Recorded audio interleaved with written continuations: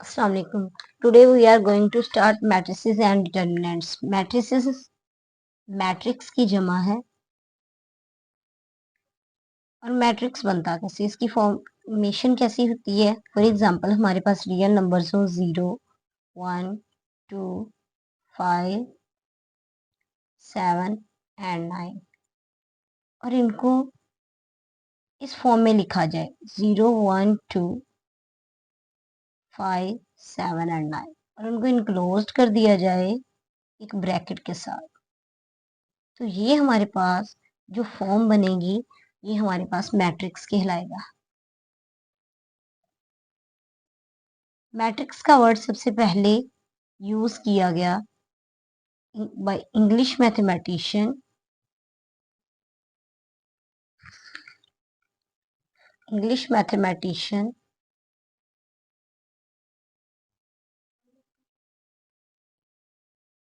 James Sylvester ने matrix के word को यूज किया। जेम्स सिल्वेस्टर ने मैट्रिक्स के वर्ड को यूज किया और इसकी थ्योरी ऑफ मैट्रिसेस डेवलप की बाय आर्थर काइली।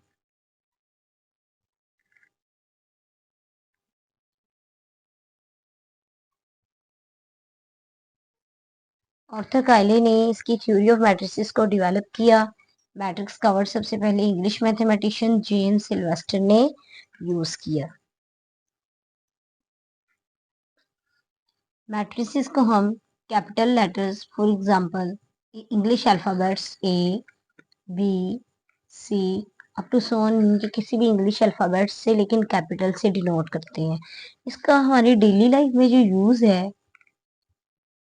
मैट्रिसेस का, हमारी डेली लाइफ में यूज जो है ये इस्तेमाल होते हैं रोबोटिक्स में। रोबोटिक्स में यूज किया जाता है इनको। 3D गेम्स,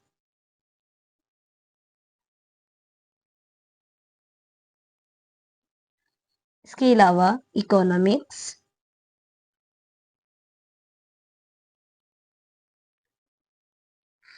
इसके अलावा कंस्ट्रक्शंस,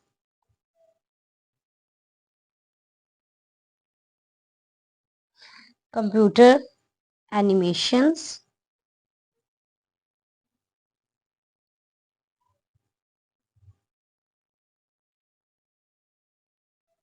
इन सब कामों में हम मैट्रिसेस को यूज करते हैं। मैट्रिसेस को सॉल्व करके हमारे पास जो एक नंबर आता है वो हमारे पास डिटर्मिनेंट होता है। डिटर्मिनेंट को हम बार से डिनोट करते हैं, और डिटर्मिनेंट को लीनियर इक्वेशंस को सॉल्व करने के लिए डिटर्मिनेंट को हम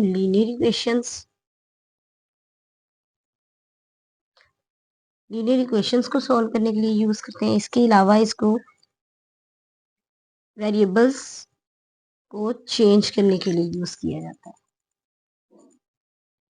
वेरिएबल्स को चेंज करने के लिए हम डिटर्मिनेंट्स को यूज करते हैं। अब हम देखते हैं किसी भी मैट्रिक्स में रोज और कॉलम्स को। फॉर एग्जांपल हमारे पास ये एक मैट्रिक्स है 1, 2, 3, 4। ये इसकी एंट्रीज हैं। हॉरिजॉन्टल वे में जो भी एंट्रीज प्रेजेंट की जाती हैं ये हमारे पास रोज कहलाती हैं। फॉर एग्जांपल ये दोनों हॉरिजॉन्टल वे में एंट्रीज हमारे पास कहलाएंगी रोज, और वर्टिकल वे में जो हमारे पास एंट्रीज होंगी ये हमारी कहलाएंगे कॉलम्स। इसके बाद नेक्स्ट हमारे पास है ऑर्डर ऑफ अ मैट्रिक्स। अब ऑर्डर क्या होता है? Order of a matrix, order किसी भी मैट्रिक्स का क्या होता है? जितनी, फॉर एग्जांपल ये हमारे पास एक मैट्रिक्स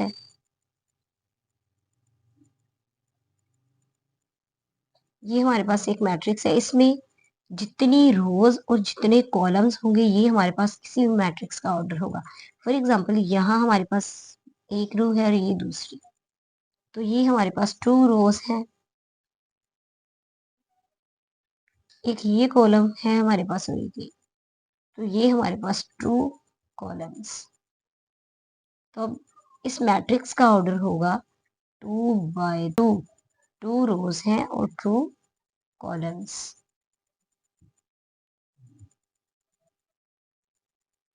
इसके बाद नेक्स्ट हमारे पास आता है इक्वल मैट्रिसेस।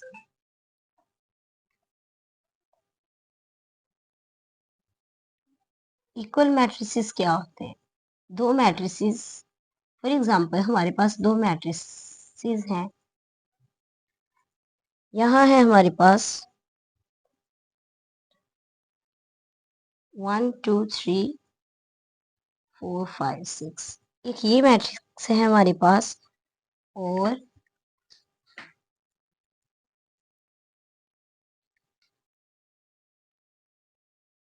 फॉर एग्जांपल हमारे पास ये मैट्रिक्स है और एक हमारे पास है ये मैट्रिक्स। दो मैट्रिक्स है, अब ये सेम मैट्रिसेस है।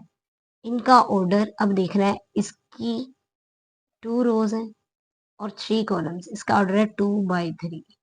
और ये भी हमारा पास मैट्रिक्स है जिसकी 2 रोज हैं और 3 कॉलम्स, तो ये बनेगा 2 बाई 3। इन दोनों का ऑर्डर अब सेम है, 2 बाई 3 2 बाई 3, इन दोनों का ऑर्डर हमारे पास सेम है। इक्वल मैट्रिक्स की कंडीशन ये होती है, पहली कंडीशन ये होती है कि ऑर्डर, जैसे ये ए मैट्रिक्स है और ये बी,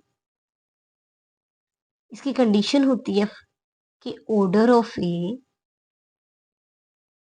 का ऑर्डर सेकंड मैट्रिक्स हमारे पास जो बी है उसके इक्वल हो, ऑर्डर ऑफ बी मीन कि जितनी रोज और कॉलम्स इसमें है उतनी रोज और कॉलम्स इसमें भी हो, देन वो हमारे पास इक्वल मैट्रिक्स की ये फर्स्ट कंडीशन है। सेकंड कंडीशन होती है कि कोरिस्पोंडिंग एंट्रीज आर इक्वल।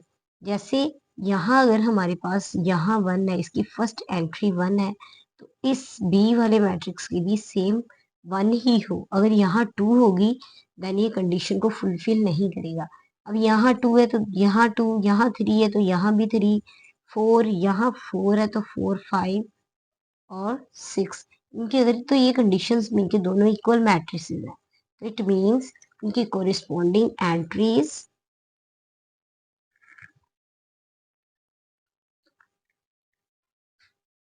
कोरिस्पोंडिंग